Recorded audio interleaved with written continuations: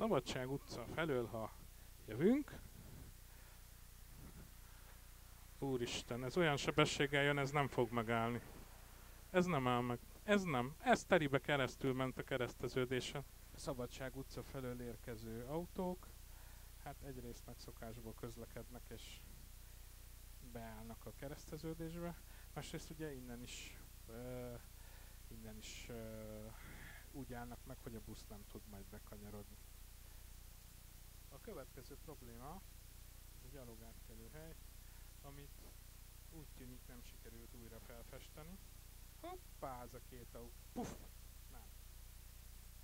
Ezek az autók nem vették észre, hogy itt valami kereszteződés van.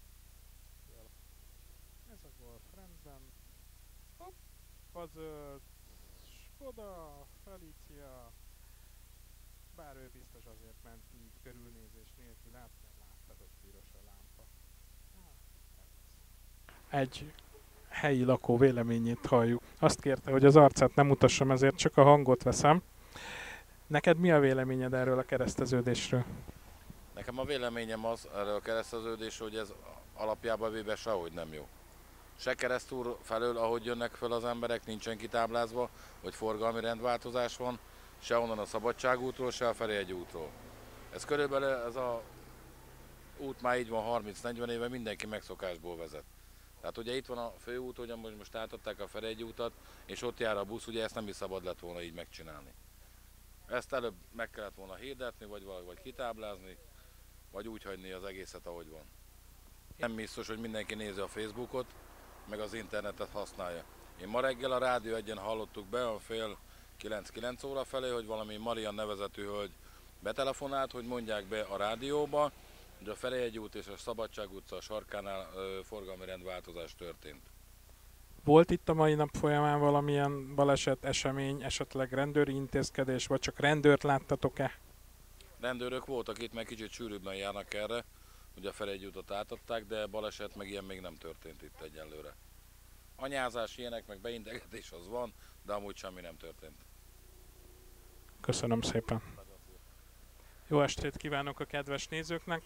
A Ferihegyi út és a Szabadság utca kereszteződésében állunk, ahol, ahogy hallják, folyamatos dudálással jelzik az autók, hogy nem igazán értik még azt, hogy itt megváltozott a forgalmi rend. Tehát a mögöttünk levő kereszteződésben, ami eddig főútvonal volt, ahonnan most az autómentő érkezik, annak az útvonalnak jelenleg már elsőbbséget kell adnia a Ferihegyi út újonnan épült szakaszának. Nézzük, hogy ezt az emberek hogyan kezelik. Ez a Tesco-s autó például irányjelzés nélkül fordult jobbra, ahogyan ez a Chrysler is, és ez a Yaris is irányjelzés nélkül fordultak jobbra, vagyis nekik fogalmuk sincs arról, hogy az útvonalon megváltozott a közlekedési rend. Ez a Felicia, vagy Fábia, vagy mi volt ez is. Viszont a Citroën balra jelzett, tehát ő sem tudja, hogy itt egyenessé vált a főútvonal. Na nézzük a következőt. Ez a Peugeot úgy látszik, hogy észrevette, hogy ott van egy elsőbbségadás kötelező tábla, és meg is adta az elsőbbséget.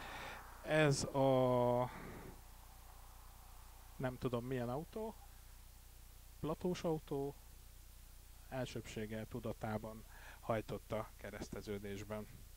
Na nézzük, hogy a kerékpárosok mit fognak tenni. Hát egyelőre úgy döntöttek, hogy ők följönnek a járdára, és jól döntöttek.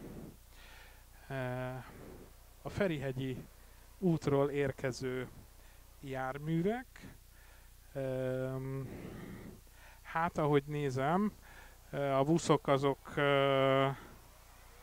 hát ez a busz sem jelzett, de az Audi igen, a Ford egyenesen jól ment, a Suzuki sem jelzett, a 168E, amelyiknek eddig picit bonyolult volt a kanyarodása, úgy látom, hogy most is picit nehezen fog kanyarodni az első időkben, de majd meglátjuk. Ez a Fiat jól érkezett be a kereszteződésbe. Az még kérdéses lesz nekem, hogy amikor a kereszteződésben pirosra fog váltani a vasúti jelzőberendezés, akkor vajon a 168-as autóbusz hogyan fog bekanyarodni a Szabadság utcába balra. Eddig az esetek nagyjából felében ezt meg tudta tenni, mert a kanyarodó sávot nem foglalták el a Szabadság utcán az autók. Most a vastag vonal, ahol jelenleg a Peugeot tartózkodik, az a vastag vonal, az pont beleesik, tehát hogyha ott állnak meg az autók, akkor pont beleesik a kanyarodó útvonalba a 168-asnak. Egyébként még problémának látom azt, hogy ott parkolnak az autók, és azok a parkoló autók valószínűleg akadályozni fogják a 168-as autóbuszt a balra kanyarodásban, hiszen ha mellettük áll egy másik autó, akkor a 168-asnak már nem lesz elegendő hely arra, hogy egy piros vasúti jelzés esetén bekanyarodjon a Szabadság utcába. Nézzük még egy picit, hogy hogyan zajlik a forgalom.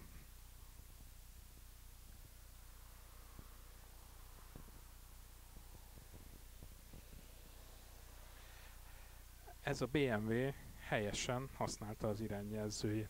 Ez az autó, ez egy Fiat volt, ez körülnézés nélkül érkezett be a kereszteződésbe, mintha továbbra is ő lenne a főútvonal. Ezt látjuk, hogy egy potenciális balesetforrás lesz.